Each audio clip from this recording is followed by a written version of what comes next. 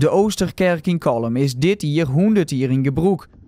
De oudste lid van PKN gemeente Kolm had haast het hele bestaan van deze kerk meemaken en water als poppen zelfs de wetterlitten. Ik ben doop dominee Allard, ja. Ja, en die is later vertrokken naar Indonesië, ja.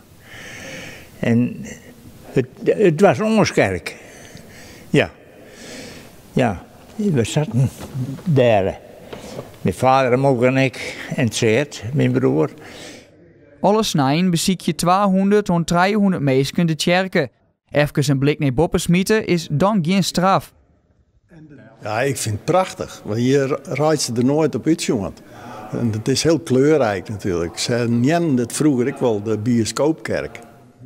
Klaas Tiemersma kreeg geen genoeg van al die verhalen over de kerken. Voor het 100-jarige jubileum moest er dan ook een boek komen. Hij doekte daarvoor de archieven in. Wij hebben een heel soort uitzocht. Ik net alleen over dit gebouw, maar ik over de voorgangers van de kerken hier in Kolm. Maar al die informatie is er gelukkig nog wat extra help. De man die sneukten zeg maar in archieven om en op internet. En ja, zij kwamen met verhalen en wij kwamen regelmatig, elke week kwamen we min of meer bij elkaar. En ik luisterde. En wat zij al hier ontdutsen en wat ze graag in het boek gaan wonen, dat wat mij dan aanrekken en daar maak ik dan de tekst bij, laat ik het zo maar zeggen. Hoeveel mensen zullen het boek keepje? Ja, dat is voor ons de grote vraag.